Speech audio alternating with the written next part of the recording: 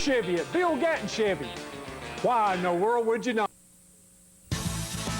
Now in high definition, local and regional news headlines and the weather with Jim Bailey, direct from the WKPT newsroom in Kingsport.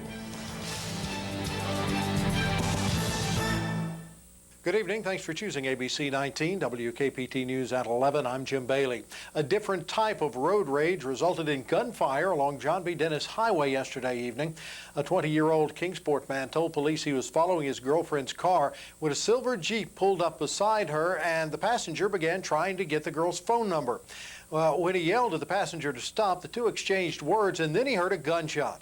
Several hours later, police stopped the Jeep they believe was involved, found a semi-automatic handgun and ammunition, and the unsuccessfully amorous teen told officers the driver had fired the gun into the air.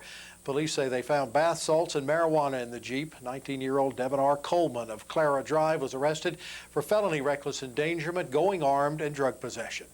When you go to celebrate your independence this 4th of July, you will have the chance to win a car as well as watch fireworks.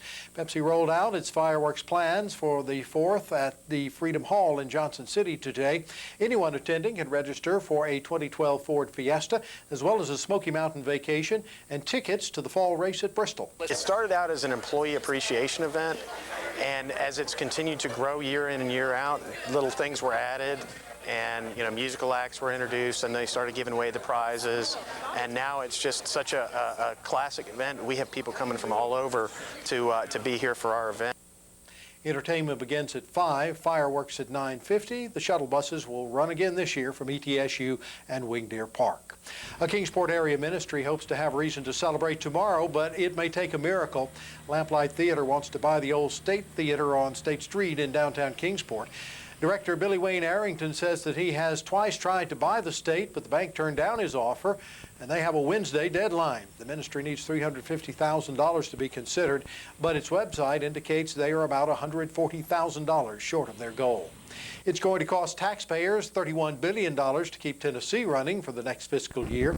Lawmakers approved the state budget largely as Governor Bill Haslam proposed it, including a 2.5% raise to state personnel and tax cuts for the sales tax on food and the inheritance tax. The money bill contains $500,000 for the birthplace of country music Cultural Heritage Center in Bristol. That caused some heated debate since the center will be built in Virginia. Both Kingsport and Sullivan County schools say they need more money to operate next year. City schools want $73.2 million for the next year, $2.5 million more than this year.